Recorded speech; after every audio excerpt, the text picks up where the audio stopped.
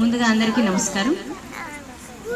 ఈరోజు అంతర్జాతీయ సైన్స్ దినోత్సవం సందర్భంగా మనమంతా ఇక్కడ సమావేశం ఏర్పాటు చేసుకున్నాము. ఈ కార్యక్రమానికి మన పాఠశాల ప్రధానోపాధ్యాయులు అధ్యక్షత వహించగా మేము అంతా కలిసి కార్యక్రమాన్ని ఎంతో విజయవంతంగా జరుపుకున్నాము.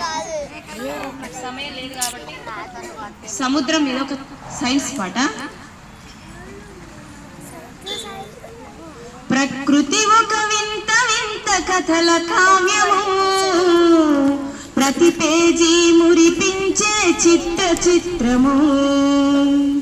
ప్రకృతి ఒక వింత వింత కథల కావ్యము, ప్రతి పేజీ మురిపించే చిత్రము.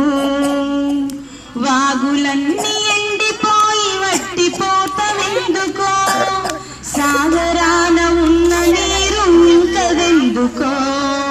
ప్రకృతి ఒక వింత వింత కథల కావ్యము, ప్రతి పేజీ మురిపించే చిత్రము. సూర్యకిరణముల వేడిమి వాగులపై పడగని, కార్యకారణాల చెలిమి ఏమి కబురు చెప్పునో. వాగు నీరు ఆవిరై ఎండి వట్టిపోతున్నా, సాగరాన నీరెందుకు కొంచెమైన తరగదో. ప్రకృతి ఒక వింత వింత కథల కావ్యము, ప్రతి పేజీ మురిపించే చిత్రము. సముద్రాన నీరు కూడా వేడి కావిరైతది, ఆవిరైన నీరంతా పైన మేఘమైతది. తేలికగా నున్న మబ్బు తేలి సాగిపోతది, చలువగాలి తగిలి మబ్బు వానయ్యి కురుస్తది. ప్రకృతి ఒక వింత వింత కథల కావ్యము, ప్రతి పేజీ మురిపించే చిత్రము.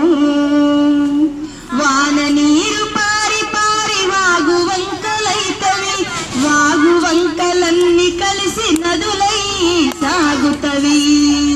నదుల నీరు సాగరాన కలిసి నిలిచిపోతది, అది మేరలేని నీటి రాశి ఆవిరౌట కనపడదు. ప్రకృతి ఒక వింత వింత కథల కావ్యము, ప్రతి పేజీ మురిపించే చిత్రము. నీరు ఆవిరైపోయి మేఘాలుగా మారటం, నింగి నిలిచి మేఘమాల వర్షంగా కురియటం.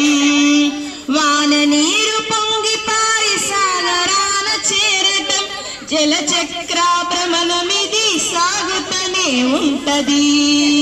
అందుకే సాగరాన నీటి తరుగు కనబడదు. ప్రకృతి ఒక వింత వింత కథల కావ్యము, ప్రతి పేజీ మురిపించే చిత్రము. ప్రతి పేజీ మురిపించే చిత్రము. ప్రతి పేజీ మురిపించే చిత్రము.